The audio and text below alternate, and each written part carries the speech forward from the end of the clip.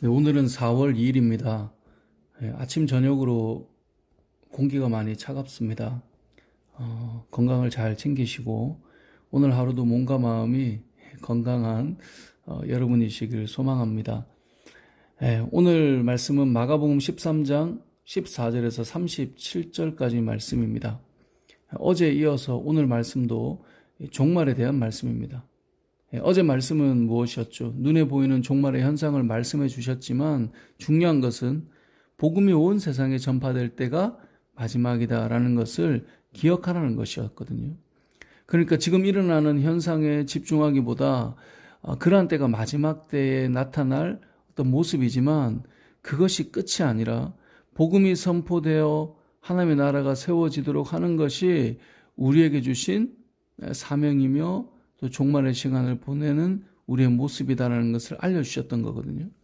오늘 말씀은 종말의 시간, 환란의 때는 참 어렵다라는 것을 또 말씀해 주십니다. 그래서 17절 말씀을 보면 종말의 시간에 임신한 사람들이나 젖먹이 아이들은 화가 된다라는 것이고요. 또 겨울에 이런 일이 일어나지 않도록 기도하라고 말씀하십니다. 그 말은 뭡니까? 어려운 그 날씨나 환경, 그런 것이 우리가 믿음이 더 요구되는 그 시간들이 되었을 때 어려워진다는 거죠. 그러니까 믿음이 있다고 해서 환난의 시간을 보내는 것이 쉬운 것은 아니라는 것입니다. 그러니까 우리가 환난의 시간이 찾아오는 것은 믿음이 있으니까 환난 좀 오면 어때? 이렇게 쉽게 말할 수 있는 건 아니에요. 그렇지 않도록 우리가 평안하게 하나님을 믿고 그리스도를 따라갈 수 있는 환경이 되는 것은 정말 감사한 일인 것입니다. 그래서 그렇게 되도록 기도하라는 거예요. 이건 또 역으로 보자면 우리가 다른 사람의 환난의 시간에 대해서도 그 시간 속에 그들의 믿음을 판단하는 것은 바람직하지 않다라는 것입니다. 아무리 임신을 해도 17절에 임신한 여인이 나오니까요. 아무리 임신을 해도 아무리 젖먹이어도 믿음이 있다면 그렇게 하는 거 아니지 라고 우리가 쉽게 다른 사람의 환경과 믿음을 연결해서 판단하지 말라는 거예요. 아무리 겨울이라도 믿음의 사람이라면 그렇게 하지 말아야 되지, 이렇게 판단하는 것은 유익하지 않다는 거예요. 우리와 다른 환경에 있는 사람들을 쉽게 믿음으로 판단해버리는 것은 옳지 않다는 겁니다. 그러지 말고 뭐 하라는 것입니까? 그러한 환경에 있는 자들을 위해, 그러한 우리 자신들을 위해 기도하라는 거예요. 왜냐하면 오늘 보면 20절을 보면 이렇게 되어 있습니다. 만일 주께서 그 날들을 감하지 아니하셨더라면 모든 육체가 구원을 얻지 못할 것이거늘 자기가 택하신 자들을 위하여 그 날들을 감하셨느니라. 아멘. 하나님께서 그 고통의 시간을, 그날을 감하지 않으셨더라면 모든 육체가 구원을 얻지 못할 거예요. 이건 모든 육체니까 저와 여러분 마찬가지라는 거예요. 우리가 환난이 왔을 때 하나님께서 그 시간들을 줄여주지 않았다면 여러분의 믿음 때문에, 여러분의 대단함 때문에, 우리의 대단함 때문에가 아니라 하나님께서 도와주셔서 우리가 믿음 잃지 않고 이렇게 가고 있는 것이거든요. 그러니까 어려움과 환난이 찾아올 때 그 시간을 지켜낸 것도 우리의 대단한 믿음 때문이 아니라 사실 돌아보면 하나님의 은혜였던 것이에요. 그렇기 때문에 다른 이들을 우리가 그 환경에 들어가 보지 않고 판단하지 말아야 될 것입니다. 그리고 이러한 종말의 시간에 환난이 찾아올 때 우리의 믿음이 흔들리지 않도록, 극심한 고통이 빨리 지나가도록 뭐 해야 된다고요? 기도해야 된다는 거예요. 우리의 믿음을 지켜주십시오. 우리는 기도해야 되는 것입니다. 판단하는 자가 아니라 그 믿음을 위해 기도하고 그 환경들을, 그 시간들을 위해 기도해야 되는 거죠. 코로나 바이러스로 교회들이 여러 어려운 상황들을 겪고 있는 지금 이때에 믿음이 있는 자들은 잘 이겨내겠지만 그럼에도 불구하고 이러한 시간이 길어지고 이러한 시간이 계속되면 우리의 믿음은 흔들릴 수 있는 것입니다. 판단하는 것이 아니라 기도하라는 것입니다.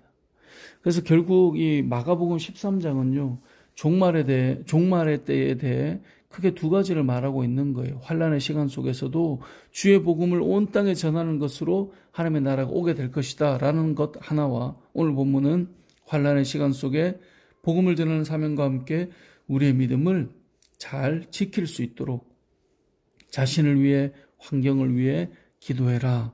그러니까 우리의 믿음을 잘 지켜나가라. 이 말씀을 하는 것입니다. 그리고 24절부터를 보면 그렇게 주님이 오시는 것입니다. 어떻게 오십니까? 큰 권능과 영광으로 오세요. 사람들이 다 볼 수 있도록 오세요. 이 땅에 오셨을 때, 처음에 오셨을 때는 겸손의 왕이요 낮아지심으로 십자가를 지기 위해 오셨지만 이제는 모든 열방이 다 보는 영광과 권능의 주로 이 땅에 오실 것입니다. 그때까지 우리는 주의 복음을 전하며 우리의 믿음을 지켜나가는 게 필요하다는 거예요. 이것을 마지막으로 정리해주는 말씀이 28절 이하 말씀인데요. 하나님의 심판의 때가 언제인지 아무도 모르니까, 그렇게 오실 주님이 언제 오실지 모르니까 뭐 하라고요? 깨어있으라. 깨어있으라. 계속해서 말씀하시는 겁니다. 35절을 볼까요? 그러므로 깨어있으라. 집주인이 언제 올는지, 혹 저물 때일는지 밤중일는지 다굴 때일는지 새벽일는지 너희가 알지 못함이라. 그러니까 시간이 나오는데요. 저물 때나 밤중이나 다굴 때, 새벽, 이 네 시간들은 사실 우리가 흐트러질 수 있는 시간이거든요. 그런 시간에도 깨어있으라는 거예요. 그러면 깨어있다는 게 무슨 말이겠어요? 안 자고 계속 있을 수는 없잖아요. 우리가 자고 일어나야 되잖아요.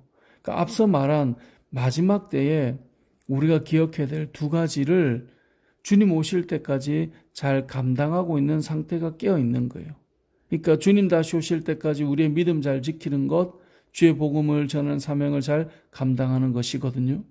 이걸 거꾸로 보면 이렇게 생각하시면 돼요. 깨어있다는 것은 주님이 다시 오셨을 때, 너 왜 거기 있어? 너 왜 그렇게 하고 있지? 이렇게 되지 않도록요.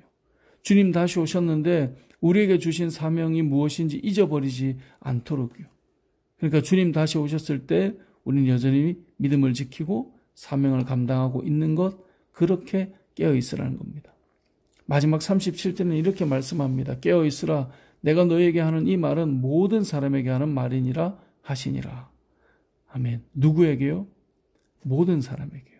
목사나 교회 사역자나 직분자나 몇몇 사람들이 아니라 모든 사람에게 말씀하시는 겁니다. 깨어있으라. 즉 예수님이 지금 오셨을 때 여러분이 이 두 가지 상태를 놓치지 않고 있겠다는 마음을 가지시면 깨어있는 겁니다. 믿음 안에 거하십시오. 내가 지금 이러고 있을 때 오시면 안 되는데, 이렇게 생각하십시오. 여러분, 믿음 안에서 깨어있다는 건 내가 지금 이 자리에서 있는데, 내가 지금 이렇게 하고 있는데, 내가 이렇게 행동하고 있는데, 내가 지금 이렇게 살고 있는데 지금 오시면 안 되는데, 여러분 그 마음을 가지고 살면 깨어있는 상태인 것입니다. 또 한 가지 뭐라고요? 사명 감당하고 사는 거예요. 주님 오셨을 때 저 사람에게 아직 복음 전하지 못했는데 어떡하지? 지금 주님 오시면 안 되는데, 이 마음으로 살라는 것입니다. 말씀을 맺겠습니다. 사랑하는 성도 여러분, 오늘 하루도 깨어있는 여러분 되십시오.